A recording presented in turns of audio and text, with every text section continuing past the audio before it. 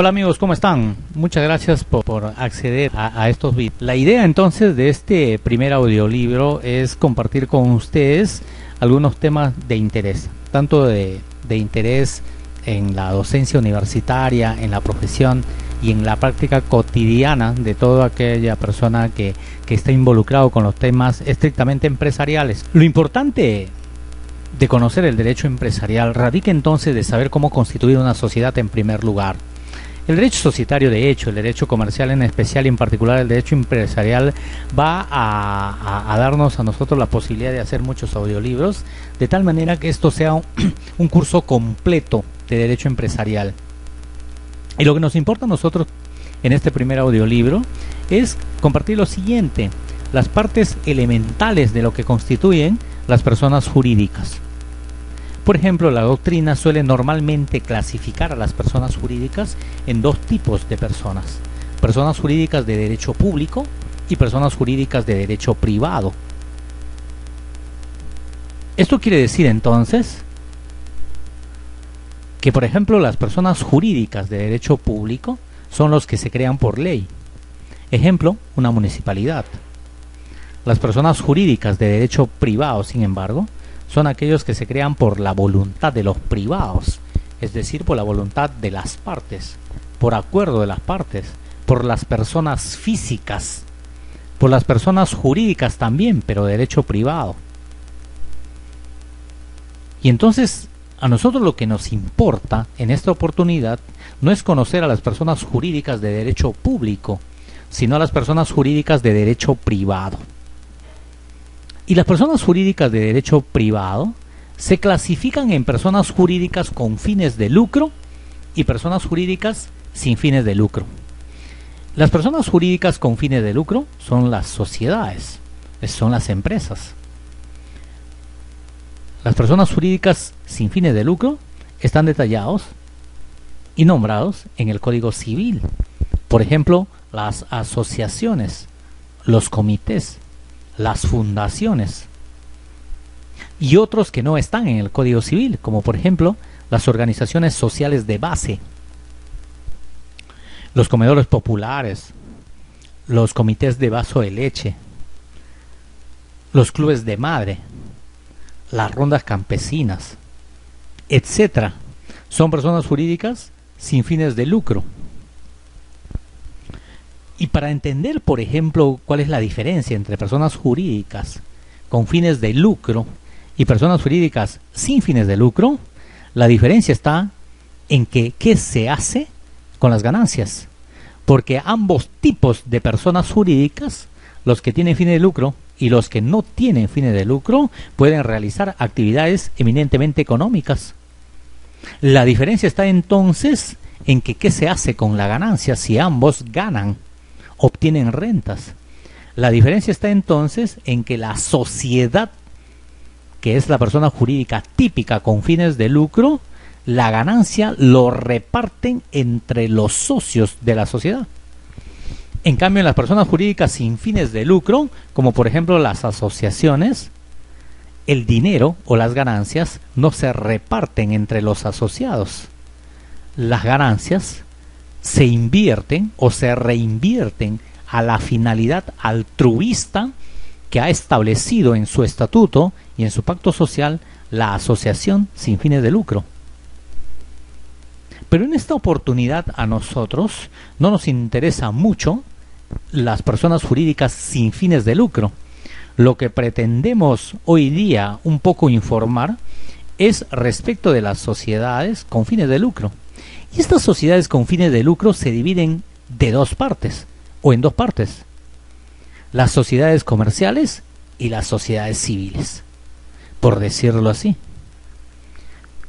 Pero en estos dos tipos de sociedades, lo que básicamente nos importa a nosotros son las personas jurídicas con fines de lucro, llamados sociedades comerciales.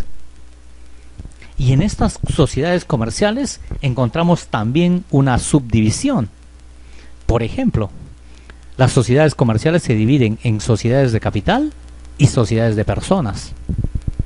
Las sociedades de capital, por ejemplo, son las sociedades donde importa el aporte del socio Es decir, lo que importa es el capital que el socio ha aportado para la formación de la sociedad, sin importar, por tanto, la calidad o la cualidad del socio. Es decir, en una sociedad de capital típica, sociedad anónima, SRL, sociedad anónima cerrada o sociedad anónima abierta, lo que importa es cuánto aportó el socio para la constitución de la sociedad. Es decir, a las sociedades capitales, como las sociedades anónimas, no les importa la condición del socio. Lo que importa es cuánto aportó el socio. Por eso es que se le llama sociedad de capital. Esa es una de las características trascendentales de la sociedad de capital. Mientras en las sociedades de personas, sin embargo, lo que importa es la persona del socio y no cuánto ha aportado a la sociedad. Es decir, en la sociedad de personas no importa cuánto ha aportado al capital para la formación de la sociedad el socio. Lo que importa ahí es la calidad y la cualidad del socio. Por eso que es trascendental determinar en qué tipo de sociedad te vas a constituir, si en una sociedad de capitales o una sociedad de personas. Y aquí viene otra diferenciación. Por ejemplo, la sociedad de capital, ¿sí?, su responsabilidad es limitada al capital por el cual se constituyó. En cambio, las sociedades de personas, la responsabilidad es ilimitada y encima solidaria.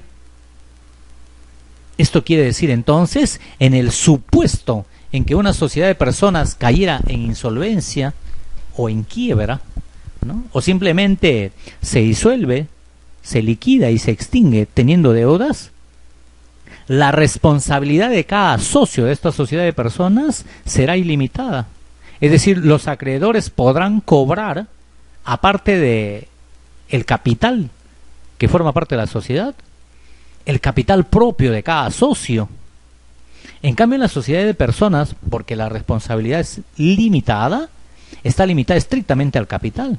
Es decir, como los socios no tienen nada que ver con la sociedad, sino solo sus aportes, si es que la sociedad de capital caería en insolvencia o en quiebra, los acreedores solamente podrán cobrar a la sociedad, en este caso quebrada o insolvente, solamente la cantidad que dice el capital, y no podrán cobrar con el peculio propio de cada socio, porque cuando se contrata con una sociedad de capitales, se contratan con la sociedad y no con el socio.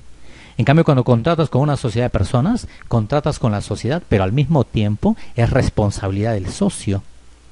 Y aquí viene un tema que tiene que ver con ello. Es que en la sociedad de personas, su nombre social es razón social, porque esto viene de la concepción propia del nombre del socio. Es decir, en la sociedad de personas, el nombre social de la sociedad es una razón social y lleva el nombre, por lo menos, de uno o de varios socios de la sociedad. Por eso ustedes podrán apreciar sociedades civiles que llevan el nombre de sus socios, de los socios profesionales o de sus apellidos. En cambio, en una sociedad de capital, el nombre de la sociedad no es razón social, sino denominación social. Esto significa entonces que la denominación social puede ser un nombre de fantasía. No necesariamente tiene que llevar el nombre o el apellido de uno o de varios socios, precisamente porque esta es una sociedad de capital. Estas son las sociedades que tienen nombres de fantasía, es el nombre que uno puede inventar. En cambio, en una sociedad de personas, tú no puedes inventarte el nombre de una sociedad de personas. Tienes, por imperio de la ley, que constituir tu sociedad con su razón social que lleve el nombre de uno o de varios socios. Entonces, fíjense ustedes, estas sociedades comerciales llamadas sociedades de capital y sociedades de personas tienen vital importancia y trascendencia para la vida propia de la sociedad. Un elemento adicional, sin embargo, que tiene que ver con el nombre de la sociedad y con el producto que crea la sociedad es el nombre comercial. El nombre comercial de una sociedad es en realidad el producto que crea la sociedad. El nombre comercial es la empresa que creó la sociedad, es el objetivo de la sociedad. Una marca conocida en nuestro medio, por ejemplo, ¿no?, el nombre de una bebida gasificada, por decirlo, Inca Kola. El fabricante, O sea, la sociedad que fabrica Inca Kola precisamente no se llama Inca Kola. Es una sociedad cuya denominación, ¿no?, es totalmente diferente al producto. Es decir, Inca Kola será el nombre del producto que creó la empresa que creó Inca Kola. Por lo tanto, el producto Inca Kola no es ni nombre, ni denominación, ni razón social. El producto Inca Kola es el nombre comercial del producto que creó la empresa de Inca Kola. Por ello, el nombre comercial es un nombre, ¿no?, que tiene mucho más valor económico que jurídico, porque el nombre comercial uno puede dar en licencia de uso, el nombre comercial uno puede dar en franquicia, es decir, hasta puede formar parte de los activos de la persona jurídica. Por ello decimos que tiene un valor económico más que jurídico, diferente a la denominación y a la razón social, que por ejemplo tienen valor jurídico y no mucho económico. Cuando uno encuentra una marca en el mercado, en realidad de lo que estamos hablando es de un producto. Este producto se llama nombre comercial, estimado amigo. Ese es un tema de relevancia importante para ir conociendo cuál es el estatus jurídico de una persona jurídica llamada sociedad. Y la idea, vuelvo a repetir, de este audiolibro es que vayamos conociéndole por partes al derecho societario, de tal manera que cuando constituimos una sociedad, cuando busquemos un socio o cuando no querramos un socio porque no confiamos en nadie y deseamos constituir una EIRL, lo hagamos de la mejor manera, ¿no? Y aquí viene otro tema. Antes de entrarle a pensar directamente o a expresar directamente lo que constituye la sociedad, es importante conocer qué es una acción y qué es una participación. Muchos de nosotros confundimos estos dos términos y creemos que son iguales y son totalmente diferentes. Por decirlo así, ¿no? Una sociedad anónima, el capital está dividido en acciones. Una SRL, su capital está dividido en participaciones. Una sociedad anónima abierta o una sociedad anónima cerrada, sus acciones están divididas, su capital está dividido en acciones. Es decir, las sociedades de capital, a excepción de la SRL, tienen acciones. En cambio, la SRL, la sociedad civil, la sociedad colectiva, tienen participaciones. ¿Y cuál es la diferencia fundamental entre estos dos tipos de conceptos? Es que, por ejemplo, si tú eres socio de una sociedad anónima, esa información no consta en el registro público. Si tú mañana compras las acciones en una sociedad anónima cerrada a un socio, tú esa cualidad, esa calidad de socio no puedes inscribir en el registro público. ¿Por qué? Porque la calidad de accionista, la calidad de socio en una sociedad anónima no es un acto inscribible. Es decir, cuando tú te vuelvas socio de una sociedad anónima, no lo vas a inscribir en el registro público. ¿Por qué? Porque en el registro público no figura quién es el socio de una sociedad. Lo máximo que se puede saber en el registro público es quién o quiénes fundaron la sociedad. Pero luego de ello no sabemos cuál es el movimiento que tienen las acciones en una sociedad anónima o una sociedad anónima cerrada.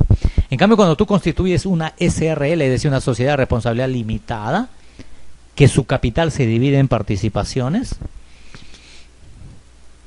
estas participaciones, ¿no?, sí se inscriben en el registro público. Es decir, la calidad del socio sí se inscribe en el registro público. Cuando tú compras participaciones de una empresa llamada SRL, sí, tienes que inscribirlo a registros públicos para que aparezcas como socio, lo que no ocurre en una sociedad anónima. Y alguien me preguntará, o alguien se preguntará y dirá, ¿y entonces dónde sé yo quién es el socio de una sociedad anónima? O sea, los únicos que saben quién es el socio de una sociedad anónima, por ejemplo, cerrada, o sociedad anónima pura, ¿no?, o SA simplemente, es el gerente general en el libro matrícula de acciones que cada sociedad conserva. Es decir, cada sociedad anónima tiene que, sobre todo sociedad anónima cerrada y sociedad anónima abierta, tienen que mantener consigo un libro matrícula de acciones. En este libro matrícula de acciones dice quién es el socio de la sociedad. La ley dice que quien aparece como socio en el libro matrícula de acciones será reconocido como tal. En cambio, en una SRL no existe un libro matrícula de acciones. ¿Por qué? Porque en la SRL, como el capital está dividido en participaciones, cada vez que formo parte de una SRL, inscribiré mi calidad de socio participacionista. Y en el registro público dirá cuántas participaciones tengo. Cuando yo quiero comprar una acción en una sociedad anónima cerrada o una sociedad anónima, lo hago solo por documento privado.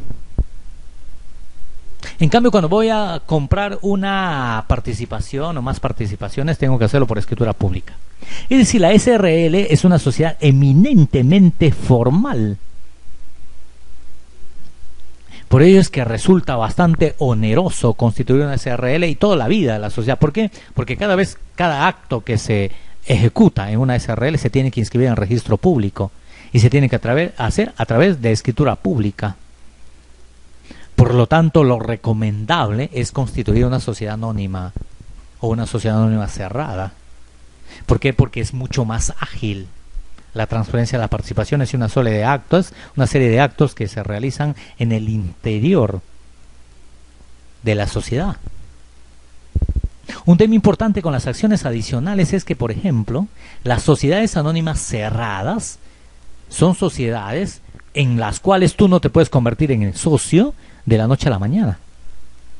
Por más que alguien te quiera vender sus acciones, no puede hacerlo por su propia voluntad. Por eso es que le llaman sociedad anónima cerrada. Es decir, está cerrado a 20 personas y si alguien quiere ingresar, tiene que tener primero la asistencia de todos los otros miembros. Por ejemplo, tú quieres formar, si algún socio de una sociedad anónima cerrada te oferta unas acciones, lo primero que tiene que hacer el socio que quiere vender sus acciones es comunicarle al gerente de la propia sociedad para que ofrezca a los demás socios. ¿Por qué? Porque la SAC tiene preferencia. Es decir, los socios de la sociedad tienen preferencia para comprar las acciones de un socio que quiera venderlos. Recién cuando ellos no quieren comprar o cuando la misma sociedad no quiere adquirir estas acciones, recién existe la posibilidad que un tercero pueda comprar. Por eso se le llama sociedad anónima cerrada. Y la sociedad anónima cerrada no inscribe sus acciones en el libro matrícula, en el mercado de valores. Por eso es que adicionalmente tú no te puedes convertir en accionista de una SAC el rato que tú quieres. En una sociedad anónima, en cambio, en una SAA nomás, ¿no? A la SA la ley le ha dado la posibilidad de que, por ejemplo, parte de sus acciones pueda inscribir en el mercado de valores, pero lo hace por estricta voluntad de los socios. Es decir, hay sociedades anónimas que tú encuentras en el mercado de valores vendiendo sus acciones.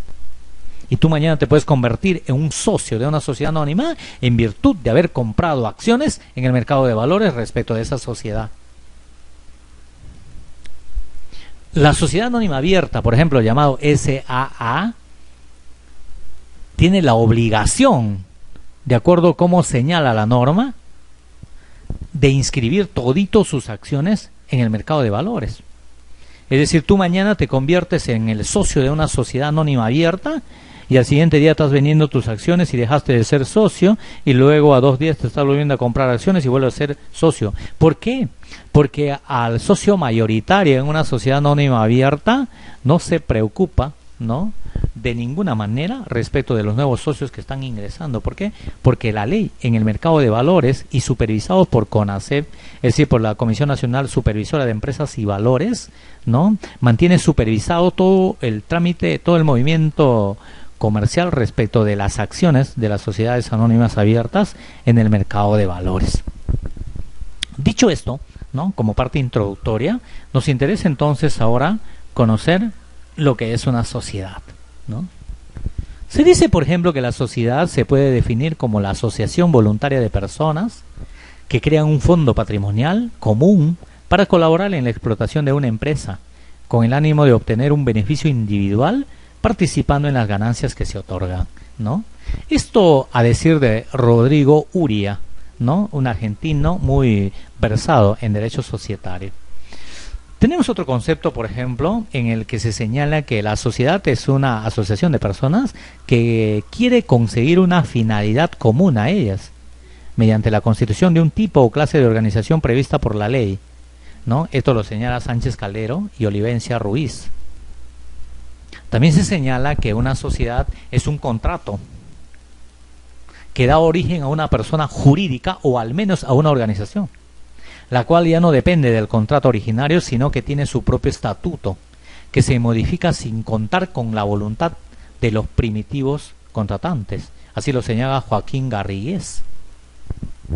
También se señala que la sociedad viene a ser una asociación de personas naturales o jurídicas reunidos por un contrato plurilateral, en virtud del cual nace un sujeto de derecho distinto a sus conformantes, con el objeto de que a través de su actuación colectiva, dicha entelequía provista de personalidad jurídica realice determinadas actividades económicas. Ello lo señala Osvaldo Hunskog, también una persona versada en materia societaria.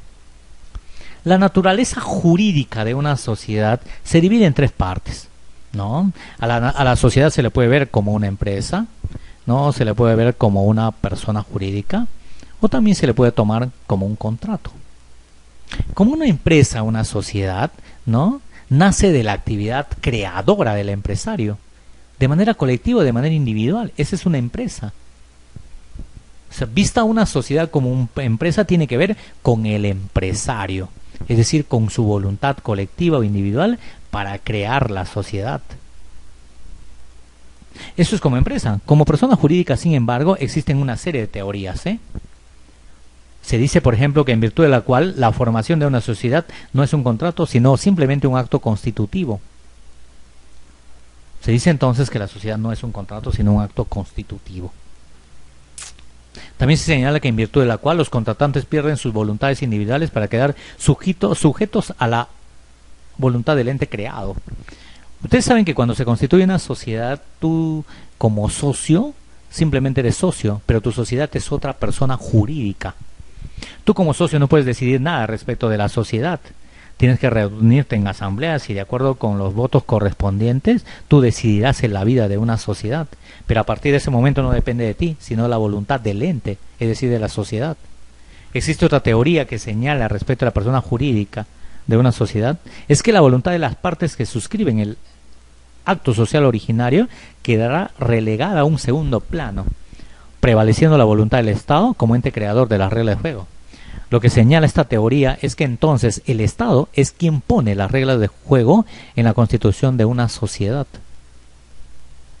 Se señala también que la sociedad, dentro de su naturaleza jurídica, es creada como un contrato. El artículo 1 de la Ley General de Sociedades señala que la sociedad es un convenio, y un convenio es un contrato. Se ha visto, por ejemplo, en las opiniones para modificar la ley de sociedades mercantiles, ¿no?, señalar que ha habido toda una discusión teórica y doctrinaria respecto de cuál sería el concepto legal de la sociedad, ya que da tal y como hoy día lo define el artículo 1 de la Ley General de Sociedades. Y el artículo 1 de la Ley General de Sociedades señala que quienes constituyen la sociedad convienen en aportar bienes o servicios para el ejercicio común de actividades económicas. Ese es el concepto legal de una sociedad. Y así tenemos una serie de conceptos. Por eso que señalan que se puede apreciar del texto que el legislador no ha querido utilizar la expresión contrato, pero como vemos, pese a su deseo, no ha podido huir de él. Porque finalmente, ¿qué significa convenir? ¿No? Significa contratar, ¿no? Significa acordar. Es decir, la misma expresión que constituye la esencia del contrato. Tanto en la sociedad como en el contrato hay una armonía, un entendimiento de voluntades para crear un negocio jurídico económico. Solo que en el caso de una sociedad se crea además una organización, lo cual es ajeno al contrato, pues existen otros contratos que se crean y ejecutan por medio de organizaciones. Por ejemplo, un contrato de consorcio en virtud del cual surge una organización. En el contrato, como en la sociedad, es posible distinguir dos momentos. Uno, el acto de constitución, que gran parte de la legislación y la doctrina comparada califican de contrato, y el otro acto de la sociedad como organización, ¿no? Veamos, por ejemplo, cuando yo voy a entender lo que es el contrato de sociedad, ¿no? Importa conocer entonces, a través de hacer un símil entre un contrato de sociedad y un contrato tradicional del Código Civil, como por ejemplo una compra-venta. Fíjense ustedes, la característica de un contrato de sociedad, es decir, la característica de una sociedad, nos permite, como primer punto, el ingreso al contrato de nuevas partes y la salida también de las partes originarias. Cuando tú constituyes una sociedad entre dos personas, puede al siguiente día, al mes, a un año, ingresar una segunda persona, o una tercera persona, una cuarta persona, una quinta, sexta, etcétera, etcétera, etcétera. En cambio, cuando tú contratas de manera tradicional, por ejemplo, cuando tú vendes una propiedad, simplemente ya vendiste. Y no hay posibilidad que otro contratante se involucre en ese contrato. Si los contratos tradicionales simplemente nacen y se cumplen, ¿no? Salvo algunos casos, con todo su rol. En cambio, como característica del contrato es que permita que nuevas partes ingresen a formar parte de esta sociedad. Otra característica del contrato de sociedad es la imposibilidad o el incumplimiento de la prestación de una de las partes puede generar la resolución del contrato respecto solo o de la parte que incumple y no necesariamente del contrato en su integridad. Fíjense ustedes entonces que ante la imposibilidad o el incumplimiento de la prestación de una de las partes, ¿qué quiere decir esto? Que por ejemplo tú constituyes una sociedad, ¿no?, cuyo aporte tuyo es 10.000, pero cuando constituiste la sociedad solamente pagaste 2.500, significa entonces que debes a la sociedad 7.500. Y en un plazo de ley usted tiene que cancelar, ¿no?, ese capital. Y si no lo hicieres, podías retirarte de la sociedad o de repente hasta te expulsan de la sociedad. De repente es una condición de vacancia. Ello significa entonces que la sociedad no se debilita con la salida de unos socios. Simplemente el socio se retira y continúa la vida de la sociedad. Otro socio puede ingresar. En cambio, cuando tú celebras un contrato tradicional, por ejemplo una compra-venta, si el vendedor no cumple con entregar el bien, el contrato deja de existir, se resuelve. Si el vendedor no paga el precio, ¿sí? Si el comprador no paga el precio, ¿no?, el contrato se puede resolver. Es decir, en un contrato tradicional, el contrato se resuelve si una de las partes no incumple con su responsabilidad. En cambio, en un contrato de sociedad, si uno de ellos deja, la ley le da la posibilidad de que consiga otro socio y sigue la vida de la sociedad para adelante. Y así una serie de características que tiene el contrato de sociedad.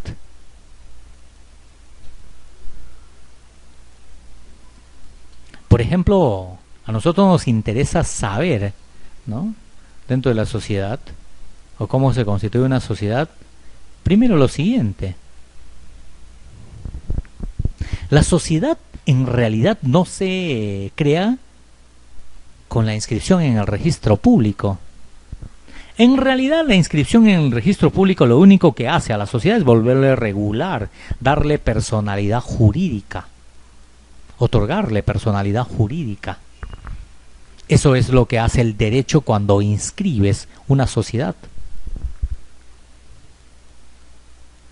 En cambio, si tu sociedad deseas no inscribirla en registro, también tú puedes desarrollarte normalmente en el ámbito empresarial. La única diferencia está en que cuando tu sociedad no lo inscribes, tu sociedad se llamará siempre sociedad irregular. En cambio, cuando inscribes será una sociedad con personalidad jurídica. Más adelante, obviamente, vamos a hablar de todas las bondades que significa constituir una sociedad, es decir, inscribirlo en el registro público. El artículo 2, por ejemplo, de la Ley General de Sociedades, señala respecto del ámbito de aplicación de la ley. Dice, toda sociedad debe adoptar alguna de las formas previstas en esta ley. Las sociedades sujetas a un régimen legal especial son reguladas supletoriamente por las disposiciones de esta ley. ¿Qué quiere decir ello? Que cuando tú celebras una sociedad, cuando tú quieres constituir una sociedad, tienes que buscar en la Ley General de Sociedades qué sociedad va a ser el tuyo, cuál es su denominación, cuál va a ser su forma.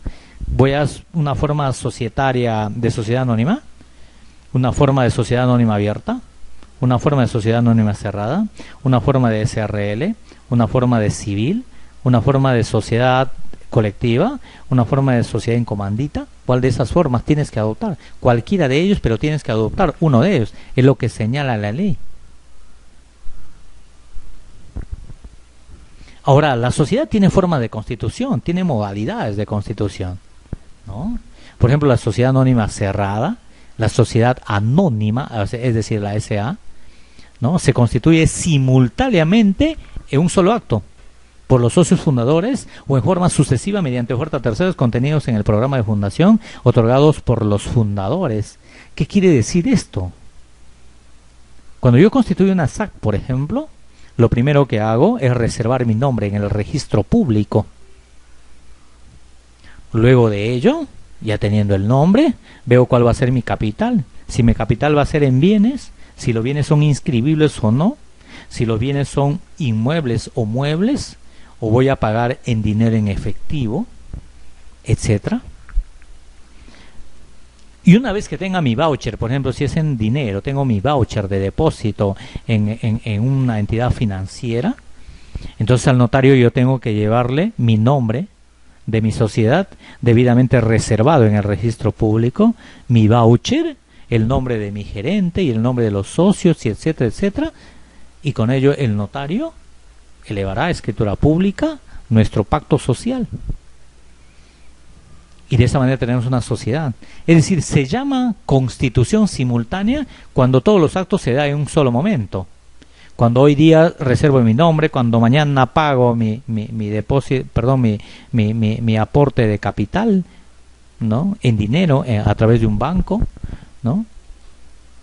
Cuando todo se hace en un solo momento y luego se va al notario y se constituye a través de la escritura pública, si todo ha pasado rápido, se llama constitución simultánea.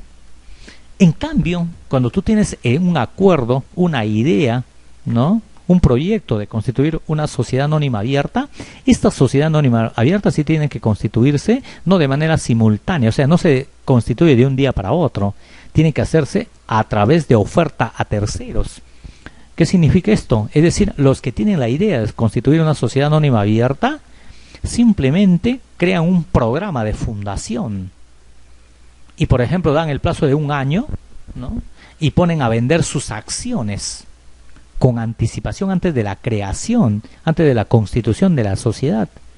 Y en el plazo de 6 meses o de un año se decide recién constituir la sociedad anónima abierta con todos los socios que han comprado por anticipado en la entidad financiera las acciones correspondientes.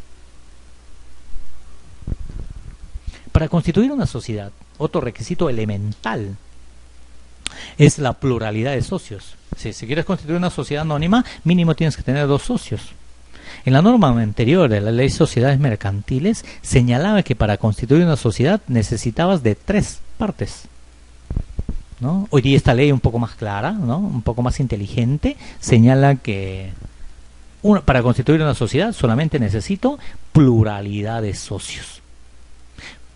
Existe a veces en el que no se necesita pluralidad de socios, por ejemplo, cuando el Estado en determinadas situaciones no es el único, ¿no? Es el único socio en una sociedad. Entonces ahí no necesitamos nosotros un nuevo socio o pluralidad de socios.